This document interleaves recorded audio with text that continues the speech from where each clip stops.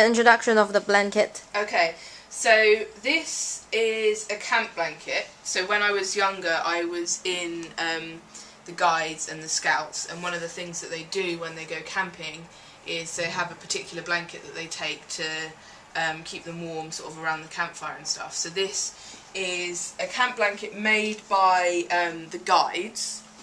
So somewhere, here we go. So you can't really see it very well anymore, but this is the guiding logo.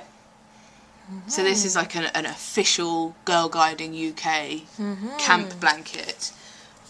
And that was the name of my guiding group when I was younger. So I bought this blanket when I was about 10 as a camp blanket.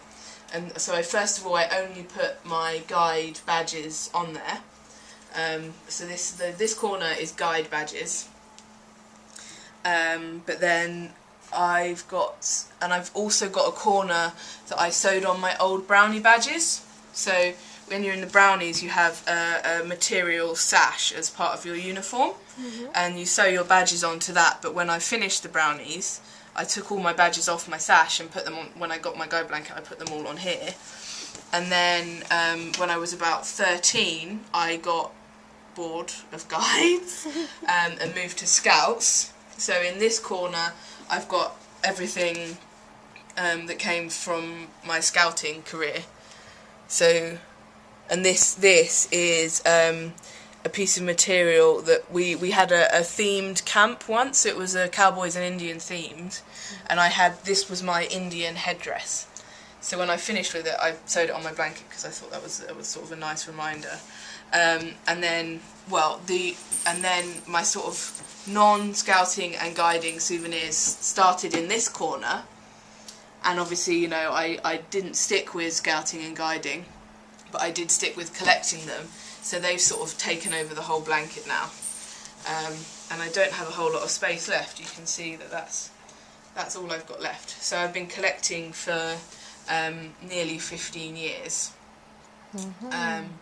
I try to get them, whenever I travel, I try to find myself a badge, and I've got pretty good at knowing sort of the kind of places in the souvenir shops that they stock them, but some places you just don't find them. Like I went to Spain on an undergraduate field trip and I just couldn't find one, and I went to Bristol recently and I was able to get one for the SS Great Britain, which was like a particular tourist attraction that I went to have a look around, but I couldn't find one for Bristol generally.